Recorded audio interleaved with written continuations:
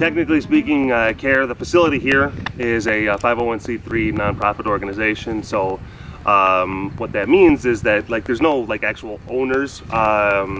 There's managers, there's directors, there's a board of directors, but yeah, it's not a for-profit company. All the money that's raised goes back into giving these guys a good home and doing our mission of trying to provide the best home and educate the public and, you know, all that good stuff. Okay, well the simple answer is that they die, basically. There's a couple of different things that go into why that's the case. A major component is because all of these animals are very used to being around people. They're very socialized to be around people. And if you were to put them into the wild, one of the first things that they would do, they would try to seek out human population centers, and then they more than likely would get shot. The other thing is they might know how to kill, but they might not be the best at hunting. The cats, they have to learn from their mothers over a period of about 2 to 3 years how to successfully hunt and sustain themselves. But these guys, they haven't had that opportunity. They have to watch their moms in operation for a really long time before they actually have the chops to be able to go and take something down and do it effectively and quickly and safely.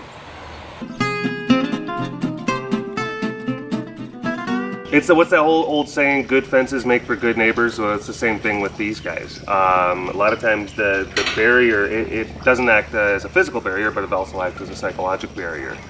These animals, they can treat you and approach you in a very different way when you have a fence here. And oftentimes it can just be like, hey, I'm having a good time, and we're very happy to see you, and very cordial and very friendly. But as soon as you take that fence away, it turns into Rumble Town. They want to kind of have this game on thing. We're seeing that with Zara, with the little baby tiger cub right now, where when I approach her when she's in a fenced in area, oh, she's just Snuffles and sweetness, but as soon as I enter into her space, I mean, she's claws and teeth, and yeah. Yes, but that was not done by us. Some of the cats that we have who have been declawed, they were declawed by private owners who had them prior to them living with us. And it's a really sad thing. A lot of times people become very misinformed about declawing and what that ultimately means and what that ultimately takes. But I mean, when you want to permanently remove the claws from any cat, it's basically like having to chop off that first knuckle off of a finger so that the nails don't ever grow back. And they think it actually makes the animals a lot safer, but in a lot of ways it can make them more dangerous, because anyone that works with lions or tigers, or, well, I'm answering this question next to a lemur, like the most ferocious of them all. But anyone that works with lions or tigers should know the phrase claws hurt, teeth kill. And you take away the hurt set of weapons, the only one that they're going to have left is the kill set of weapons. And people don't realize how damaging it can be to the big cats. When you take away those claws, you're asking what could be a 4 or a 5 or a 600-pound animal to then walk on different parts of its feet that it's not been designed for the rest of its life. That can have a lot of devastating effects on their internal organs, on their bone structures. A lot of the cats that we've had who have been declawed before coming to CARE, we have to have them on a regimen of painkillers and anti-inflammatory supplements. And even some of those animals still, you probably, they passed away before I think their time should have been, due to complications that came from a lifetime of having feet that were declawed. You know what I'm saying? So yeah, don't declaw your cats.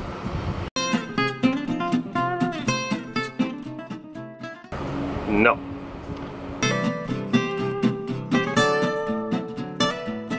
So we have a lot of cats here on the facility, and that means that we need a lot of meat. And luckily we live in the middle of Texas, ranch land. So we have local ranchers who will donate to us their sick, their old, they're already dead cows and horses. Now, some people are like, what do you wait? They might kind of want to do a little bit of a reversal on that. Yeah, no, we actually do. We feed cows and horses donated from local ranchers to these animals. Now, we're not leading like a healthy horse into one of the enclosures being like, all right, sugar, here you go, and then we shut the good. No, it's nothing like that. And keep in mind, these are all animals that if they're not already dead from natural causes, they have a reason to be put down. We get many different referrals from local veterinarians who basically tell a rancher, I've tried to work as much as I can on this horse, but it has a degenerative neurologic disorder, or it has some sort of debilitating condition. It has a geriatric related illness. It's got a cancer. It's got a broken leg. It's something that is pretty much unfixable. It's going to be put down anyway. And then instead of putting it down and then digging a hole in the ground and then just letting the worms eat it, they bring it to us, and then we're able to put it down and then chop it up and then feed it to the cats. And it's a very good way to give these guys their required nutrients. There's a lot of different benefits that it has. I mean, they're tearing through bone and hide and the tendons and the sinews, and there's power tools going on right now. There's a lot of different vitamins, a lot of different good nutrients that can come from that. But it's also very good because it helps to keep their gums and their teeth very strong. And it's also very psychologically satisfying for these animals. It acts as a supplement to our enrichment program. They're able to like really kind of tear at things, and in their lion and tiger brains, that's really good. So yeah, to answer that question, we feed the cats meat, and we get that meat from local ranchers, and it's a good kind of recycling program that we have. You have to realize that these animals, they are instinctually geared to target the sick and the frail and the weak out in the wild. So they have physiologic systems in place that can help mitigate against those types of risks. Their whole thing is to, take the weak ones out of a population of prey animals, and then leave the herd stronger. So yeah, they're pretty well suited to be able to eat something that has been having a rough go and then be fine with it. Now, if we have something that is basically, it's got like bubonic plague pustules, we're not gonna feed that. We're gonna be like, no. We'll we definitely have editorial, review, I guess you could say, of what the animals do ultimately get. But yeah, no, they can eat a lot of things and be just fine. I think I has to do like 6 or 7 years ago. Like I borrowed like about 70 bucks from him, and I mean, like, it took a while. It took like 4 or 5 months to get it back. I don't think he ever really, kind of forgave me for that one. He's always just kind of been just like, just never trusted me since then. As far as why Ace hates me, I couldn't really tell you.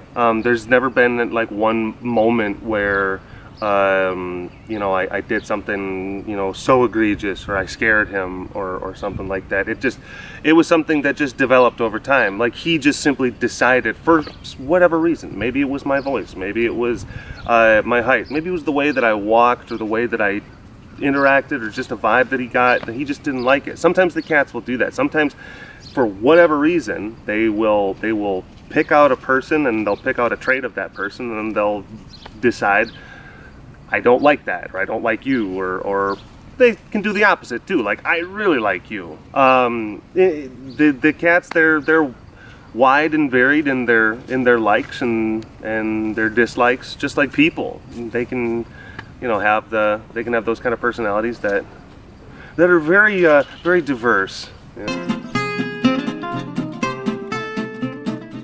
Are any of the cats fixed? Actually, I want to say the majority of them are. We have a couple that are intact, but they're not living with any, there's no male-female intact pairs that we have in the compound right now. The only ones that are intact are their single gender enclosures, not able to mingle, if you will.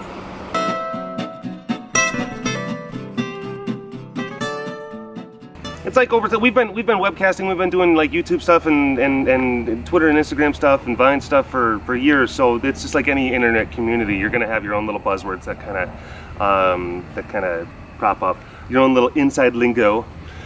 Peets. Now that's actually not something I ever came up with. I completely co-opted that from my wife, who is the founder and executive director of this organization, the Center for Animal Research and Education. Her name is Heidi. She's really awesome. Hi Heidi. Hi, how are you? But Peets, it's just their paws. It's kind of like a combination, I guess you could say, of like feet, paws, which I don't even know if that's the specific etymological origin of it, but she used that, and she would always talk about that with her when our kids were like really little, like Peets, catch Peets, so Peets and thing. And it's just a fun little kind of cute word for paws, which those are great. They're paws. I mean, come on, who doesn't like them? Who doesn't like Peets? P-E-E-T. That's how you spell that, by the way. Stinky face. She's doing stinky face. You gotta get that. See the stinky? Snuffles. Those are the okay. Now, the technical term that is used within the tiger world, it's actually something called a chuff, and that's the noise that they make. You probably heard Melita doing it a couple of times. Let's see if we can actually get her to do it this time. We'll see if I can chuff at her, see if she'll chuff back at me or snuffle. Just like that. Just like that. That's just it's a tiger happy sound. It's just a tiger acknowledgement. It's like a hello, I'm a tiger and how are you kind of thing. That's pretty much it. We've got different, as far as like the BBs and the teegees and whatnot, we've got different groups of cats, multiple cats that share one enclosure. So we kind of have just different little nicknames for those kind of groupings. I mean, of course, there's and oftentimes they're a variant of E, because I'm lazy.